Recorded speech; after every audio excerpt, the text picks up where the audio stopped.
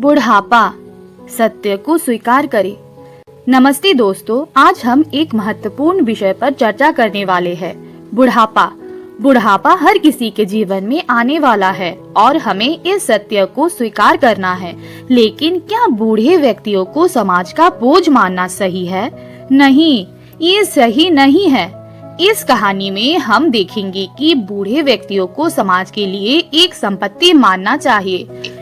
दोस्तों, आज की कहानी को स्किप कर देने पर आप एक अनमोल अनुभव से वंचित रहेंगे। आज हमारे वीडियो का विषय है, बुजुर्ग बोझ नहीं है।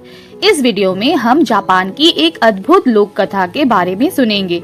जापानी संस्कृति की इन कथाओं में छिपे रहस्य और सीख हमें बताते हैं कि उम्र के साथ साथ ज्ञान और अनुभव की महत्वता क्या होती है।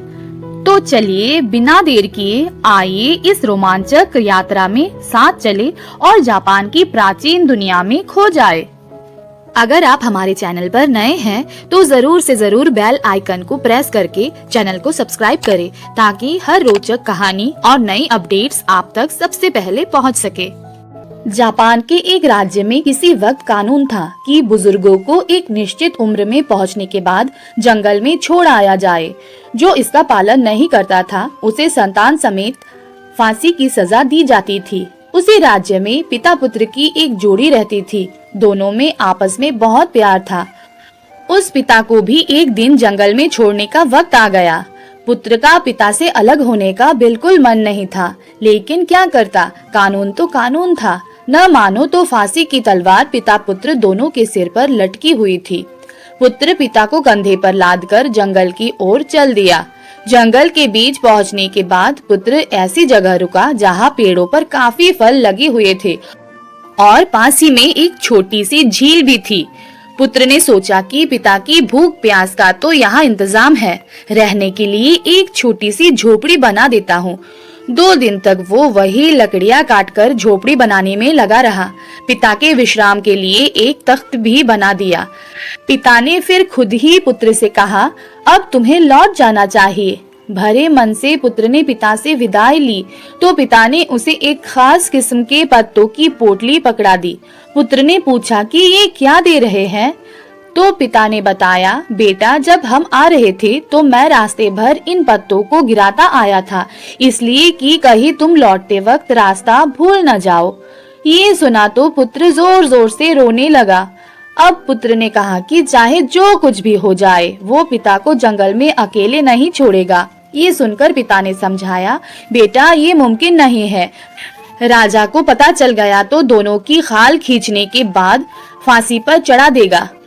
पुत्र बोला, अब चाहे जो भी हो मैं आपको वापस लेकर ही जाऊंगा। पुत्र की जिद देखकर पिता को उसके साथ लौटना ही पड़ा। दोनों रात के अंधेरे में घर लौटे। पुत्र ने घर में ही तहखाने में पिता के रहने का इंतजाम कर दिया, जिससे कि कोई और पिता को न देख सके। पिता को सब खाने पीने का सामान वो वही तहखाने में पहुंचा देता।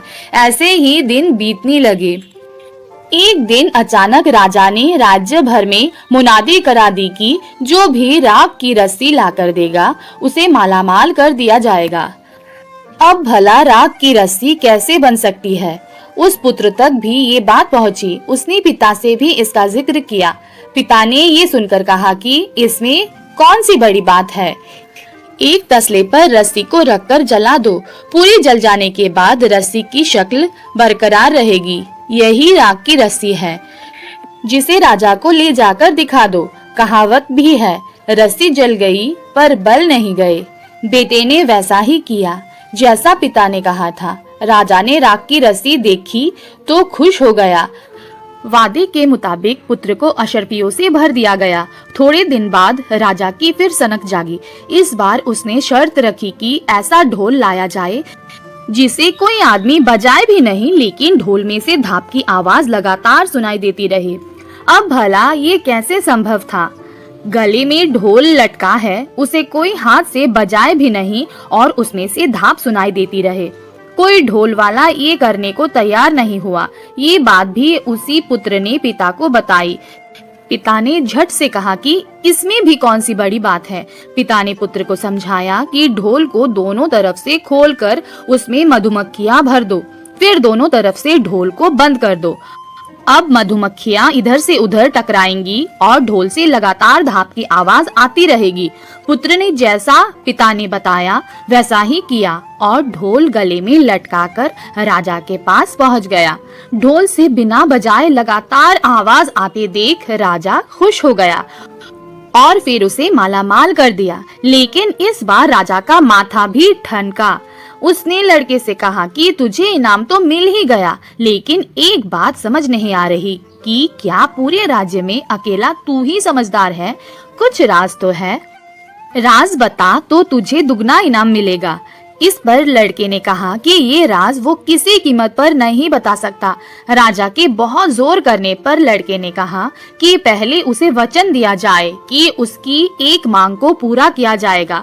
राजा के वचन देने पर लड़के ने सच्चाई बता दी, साथ ही मांग बताई कि उसी दिन से बुजुर्गों को जंगल में छोड़कर आने वाले कानून को खत्म कर दिया जाए और जो बुजुर्ग ऐसे हालत में जंगल में रह भी रहे हैं उन्हें सम्मान के साथ वापस लाया जाए। राजा ने वचन के अनुरूप फौरन ही लड़की की मांग मानते हुए उस कानून को बंद कर दिया।